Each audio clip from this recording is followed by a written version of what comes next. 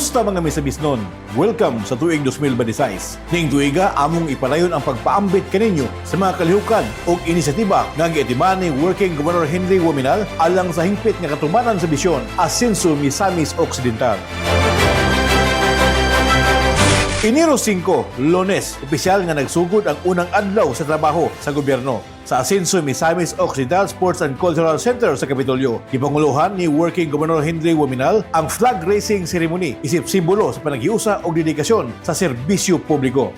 Sa iyang mensahe, giahuag ni Working Governor Wominal ang tanang opisyal ug kawani sa mas lig-on nga disiplina, mas matinud-anon nga serbisyo ug mas hugot nga palaghiusa base sa 5M core values: matinahuron, matinud-anon, matinabangon, mahigugmaon ug maampuon nga angay ipakita sa adlaw-adlaw nga trabaho ug serbisyo.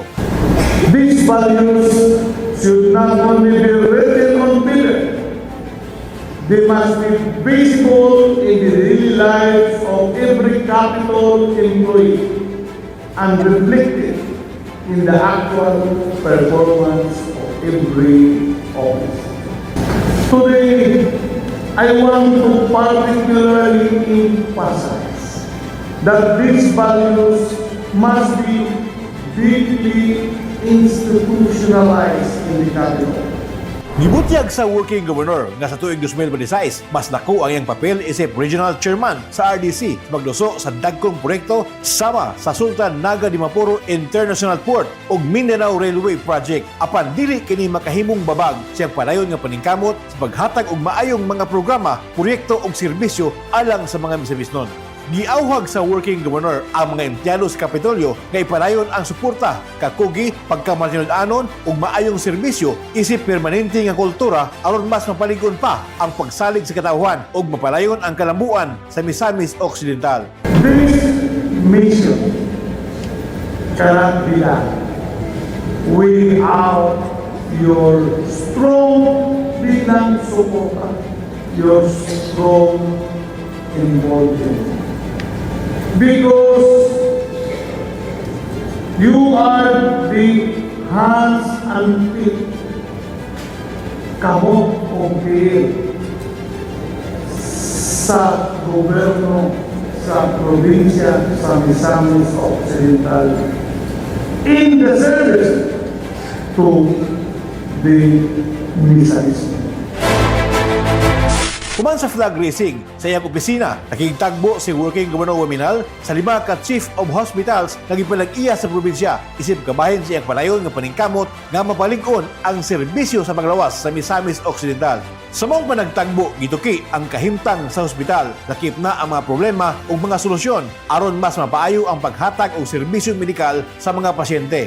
Ang maong lakang sa Working Governor nagpalig-on sa koordinasyon tali sa Kapitolyo ug mga hospital aron masiguro ang maayo, patas ug epesyente nga serbisyo medikal alang sa katawhang misamisnon. Human sa mong panagtagbo, gihimo usab sa Working Governor ang pagigtagbo sa mga kawani sa Provincial Tourism Office uban ang mga opisyal sa probinsya, department heads ug ni DO10 Regional Director Marilyn Unsuan. Tumong sa mong tigom maong paglipaso sa mga nahimong kalihukan o kalampusan sa turismo sa lalawigan ug ang pag-finalize sa 2026 Tourism Action Plan aron masiguro nga klaro, organisado ug andam ipatuman ang mga programa sa turismo sa probinsya. Pinaagi niini, ginauman nga mas mapalig-on pa ang sektor sa turismo, mas makadani og daghang bisita ug makahimo og dugang mga oportunidad sa panginabuhian alang sa mga misabisnon. Kini nga lakang usa sa unang aksyon ni Working Governor Wominal sa pagsugod sa tuig 2026 nga nagpakita siyang tin-aw nga direksyon alang sa lig-on ug palayon nga pagpalambo sa turismo sa Misamis Occidental. Enero 6 sa I Hotel and Residences sa Clarin, gitambungan ni Working Governor Wominal ang sangguniang kabataan seminar sa financial transactions nga giapilan sa mga iski officials sa Segundo Distrito nga gitumong sa pagpalig-on sa kahibalo sa mga iski officials sa husto, klaro ug responsable nga pagdumala sa pundo sa gobyerno. Sa iyang mensahe, giahuag sa Working Governor ang mga kabatanunan nga leader nga ipatuman ang financial independence, transparency ug accountability sa ilang tagsa-tagsa ka barangay. Gipasabot sa Working Governor nga ang maayong pagdumala sa kwarta importante aron masaligan sa katawhan ug aron masiguro nga ang pondo magamit gayud alang sa mga programa nga makabenepisyo sa komunidad. What will be the best thing? The best thing unsa karon ang proseso ang itudlo sa ato sundon na nato, no, atong sundon kay mo kana ang insaktong proseso nga gilatid po sa atong mga pangangalan.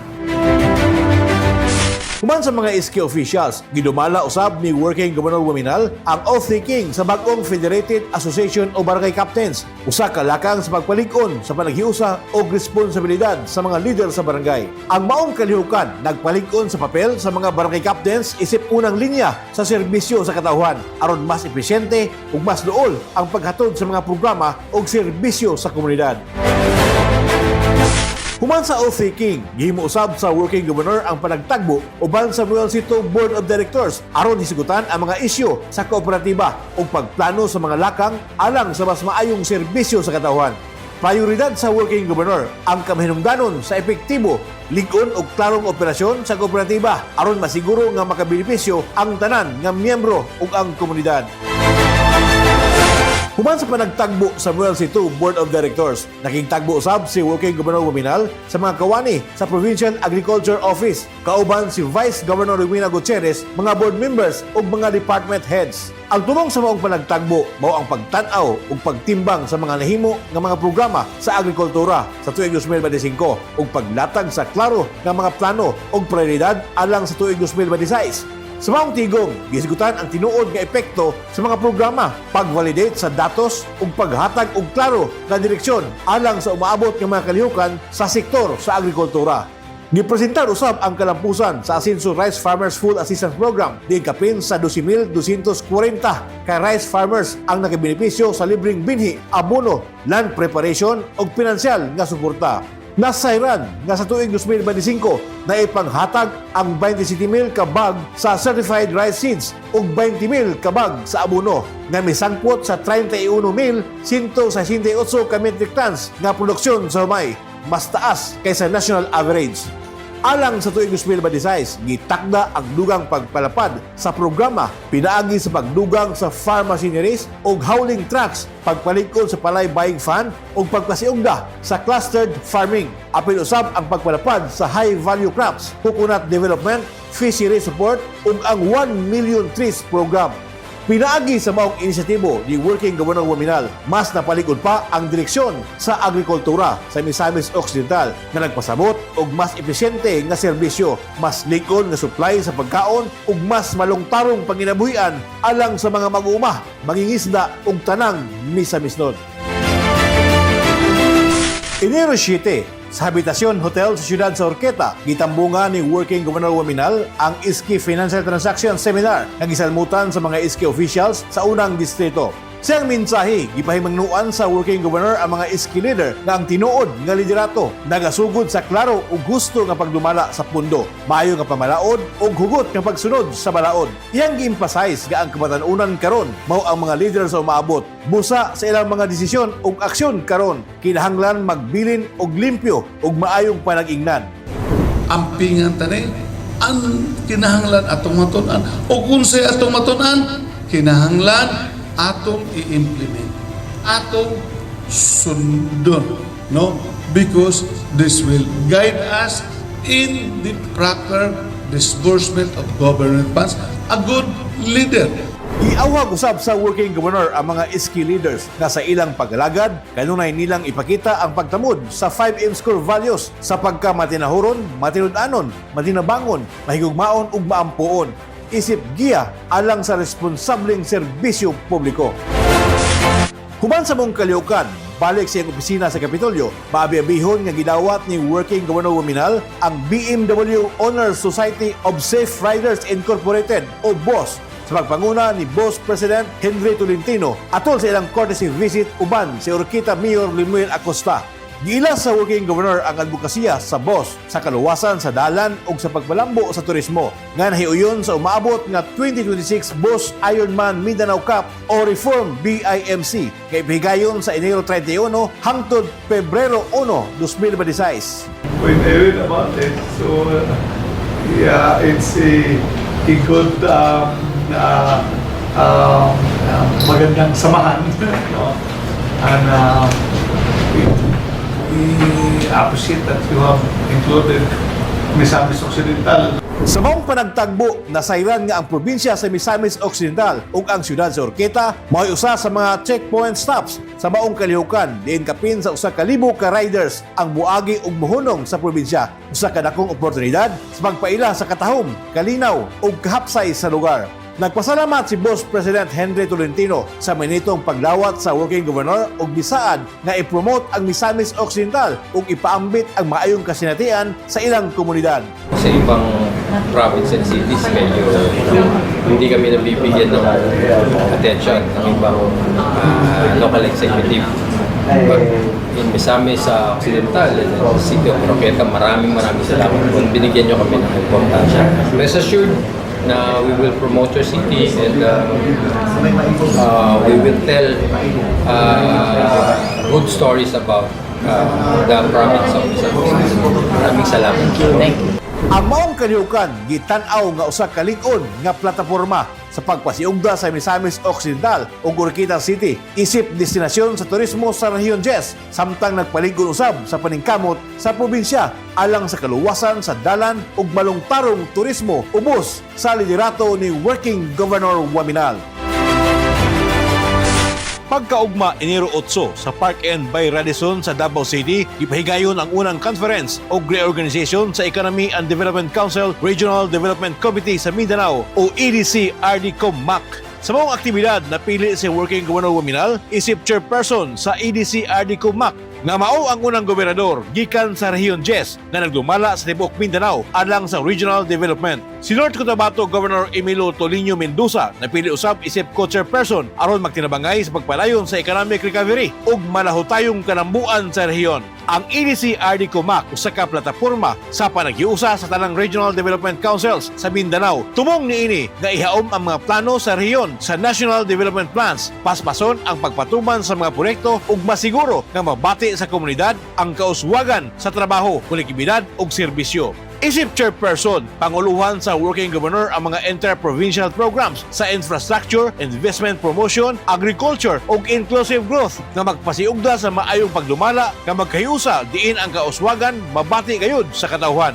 Para sa Misamis Occidental, ang iyang pagpangulo nagpasabot og mas dakong oportunidad sa infrastructure projects, mas kusog nga investment promotion ug suporta sa agrikultura, mas lig-on nga koordinasyon sa Mindanao-wide programs ug mas klaro nga representasyon sa National Development Plans aron mapaspas ang kalambuan sa probinsya. Ang pagkapili sa Working Governor nagtimaan sa bagong yugto sa kalambuan sa Mindanao gikan sa Asenso Misamis Occidental padulong sa Asenso Northern Mindanao ug karon One Asenso Mindanao.